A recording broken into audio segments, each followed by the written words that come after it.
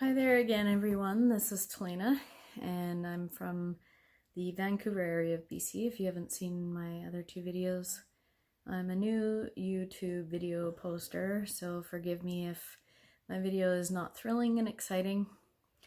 I'm doing this simply to help others and provide kind of a guiding post and show you some things that I've done, or maybe you'll learn something and do it better than I have. So this video I'm going to talk about prepping for the gastric bypass surgery, which I'm having tomorrow morning, and just show you some of the things that I've done to get ready.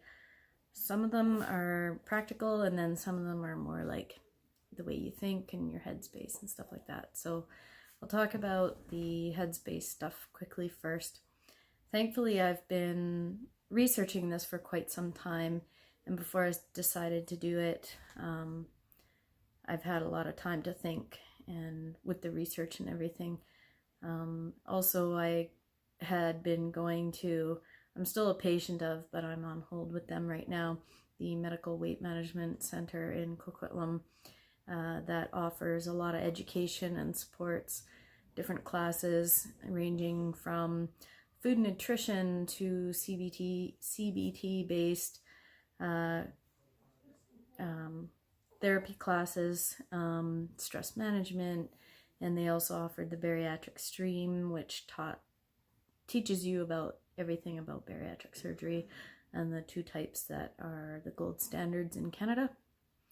That in combination with lots of support systems and my own research, I've had a good amount of time to get my head in the right space for this. Basically, the biggest piece that's important to grasp with having bariatric surgery is that it's not the easy way out.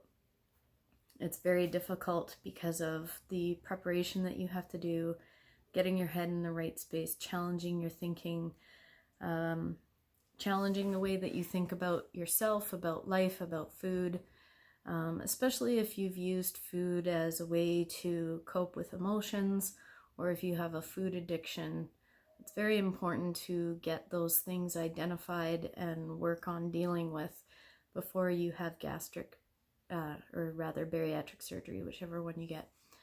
Because if you don't, you can just end up failing afterwards, and yeah, you'll lose weight, but you'll most likely gain it back, if not more, if you haven't dealt with the reasons for why you're overweight in the first place. And everyone's different. Not everyone will have food addictions, but if you do, it's really important that you get some help with that so that you can be successful.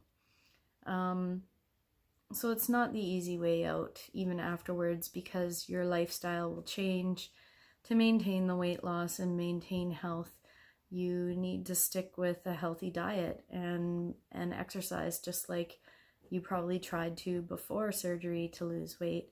If you don't maintain those healthy eating habits, afterwards you can regain weight just like anyone else. So it'll continue to be a lifelong lifestyle change. End of story.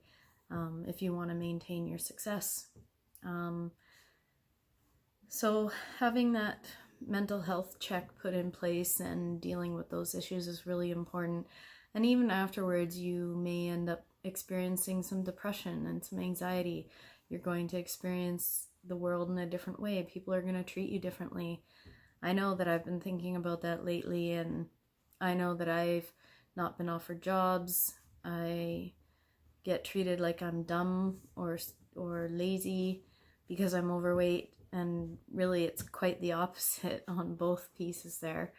I'm a hard worker, and I'm not to toot my own horn, but I'm very intelligent, and I know that afterwards, just because of the way I look, I'm going to be treated like I'm not lazy, and that I am smart, and that the things I have to say have value, and that I have value. So I've kind of already had like this pre-sadness thinking about that, but I try not to think about it too much, because you know what? Those people can just go screw themselves, and I'll probably tell them that after the fact, especially if they're people that were already in my life before surgery and then they treat me better after. I'm just warning you, I might have some words to say. Anywho, just a piece of realness there for people, because, you know, if you think that way too, don't feel bad, because I'm thinking it. So some practical things that I've done to prepare. First of all, because I'm going to be down and out, and after surgery you can be weak for quite a while, because, sorry, this is shaky, because you're not taking in a lot of calories, I decided to clean my house, because if I'm sitting on my couch, I'm going to see messes around here that I hadn't done, that were actually irritating me in the last couple months anyways and wanted to do, and I wouldn't be able to do something about it. So I cleaned up some shelving and packed up some things that really didn't need to be out, did some dusting. I actually spring cleaned the ever-loving poop out of my kitchen because it needed doing. I cleaned my bedroom because in our room, my dresser ends up being my catch-all space for stuff. So I cleaned that up and put everything away and organized my jewelry, because laying in bed, I'd be looking at that and getting irritated and annoyed. So I did those things. I stocked up on my personal hygiene stuff so I don't have to worry about running out of shampoo or whatever and sending off my hubby to the store and him trying to find the right thing. And if he didn't, then I'd be like, you got the wrong thing. So I didn't want to stress him out with that. So those kinds of practical things I got done. Some other things that I did to help my hubby and my mom, who's going to come out later this week to help out around the house, so that he can go out with the kids because they're on spring break. He has 2 kids. I prepared a binder with a chart. I nerded out and made up that has my schedule of vitamins as well as food intake. So we also want to chart my intake, and I'm going to show you this because it might be handy for you so that you can track your water intake, your protein intake, and it's also good to track any negative symptoms that you might have after ingesting something, so you can figure out if maybe you've developed an intolerance to it and you need to eliminate that for maybe the time being or maybe permanently. But it's just to track like trends and triggers. And also I have a column for my mood. So I'll show you the chart that I made. Is it gonna focus? So you can see I have the meal of the day, the time. Those times are suggested times. There's no way in hell I will ever purposely wake up at 8 a.m. unless I'm getting paid to do it. There's a suggested menu there. And then the actual items that I ate will write in how much protein per item, how much water was in it, how much extra water I'm drinking in a day. You can see up there, it says sip 4+ cups water a day. And then my negative symptoms column and my mood overall, I want to track that as well. I do have depression. It's very well managed and has been for a long time. But like I mentioned earlier, that after surgery, people can struggle with their mental health. So I just want to make sure I'm keeping an eye on that. And if there's something happening, I can maybe identify it, work on it. Often I find, in my case, I can kind of work through anything that might be triggering me instead of having to go and get more medication. Often it's just stressors and things like that, and talking with my hubby or a good friend usually helps. So it's good to identify things that might be going on. I also put together what I call my basic food journal information sheet for my full fluid diet, because the first 3 weeks after you're on a full fluid diet, and it just includes like information about water, how much protein, like my daily goal, things that I can and can't have.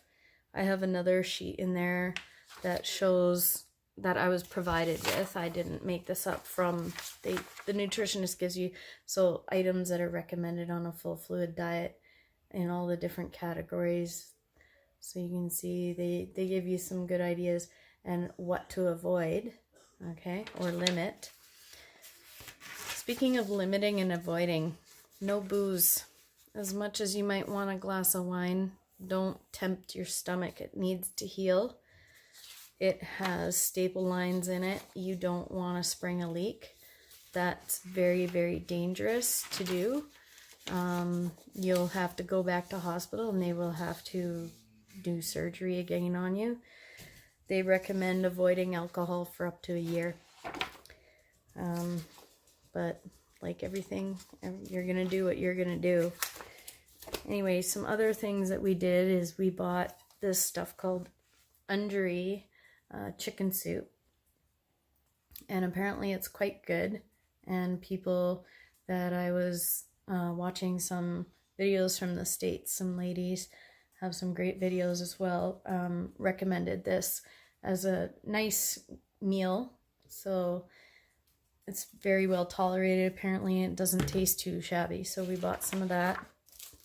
Some other things that we did is I bought one of these, and I actually just filled it up with all my vitamins for the day, and they're in there as based on my schedule. So vitamins, you'll need a B complex, or I do anyways. Everyone's vitamin and mineral supplement will be given to you by the nutritionist, especially if you go through Richmond. They'll design your profile for you and they'll tell you how much of each that you need per day, and that's based again on your blood work, your weight, etc., and the type of surgery that you're having. Both the sleeve and the gastric bypass are a oh man, I just had the word. Anyway, they limit the amount of nutrition that your body can take in. So vitamin C, they now have like multiple different flavors other than that super tart citrus one. I hate that one. It makes my face cave in. I friggin' can't stand it. So they've got a cool blueberry one now and grape. So I got 2 flavors. You'll need a B12 sublingual. All your vitamins and minerals need to be chewable or liquid in the first while after surgery. I got Caltrate Plus. You may or may not need the Caltrate Plus, but you will need a calcium supplement. Multivitamin. This one is good because it has minerals in it too. This is the one they recommend for 50 plus. So you will need to stay on supplements the rest of your life after bariatric surgery, and some liquid iron. So we bought those all ahead of time. Everything's ready for everyone to help me out, so no one has to worry or think. It's just there, just do it, give it to me kind of thing, or I came to get it for myself. Another thing that we got was Beneprotein. So this is a plain unflavored protein powder that you can add to savory foods, so it will up the protein content. We do have other protein powders, like, you know, your standard chocolate and vanilla, but that would taste weird if you, when you get to pureed foods, add it to, say, mashed potatoes. That'd be pretty funky. Another supplement that I got because hair loss is a potential. They didn't suggest it in the center, but I asked and they said it was fine. Was I got sublingual biotin. And also the reason why you want to monitor your protein is, 1, it helps with healing, and 2, it'll help prevent hair loss, because it's going to happen. It's just how much you will lose will depend on your nutrition level, and I'm hoping the biotin will help with that. I got quite a bit of hair. I don't really want to lose any of it. If I have to cut it at some point, I will, but I'll be growing it back, that's for sure. Other than that, those are like some of the practical prep pieces that I've done. We also bought protein water. They're downstairs. I'm not going to go get it. I think that my hubby ordered them on Amazon, and we got 3 different flavors. I'll see if I can get some links for the different products that we've bought, and I'll post them under this video. If I've missed something or didn't explain something properly, just ask some questions and I'll see what I can do to answer them. and I will be posting more videos as things go on, and I hope that this has been helpful for anyone out there, and I hope everyone has a great day. Cheers.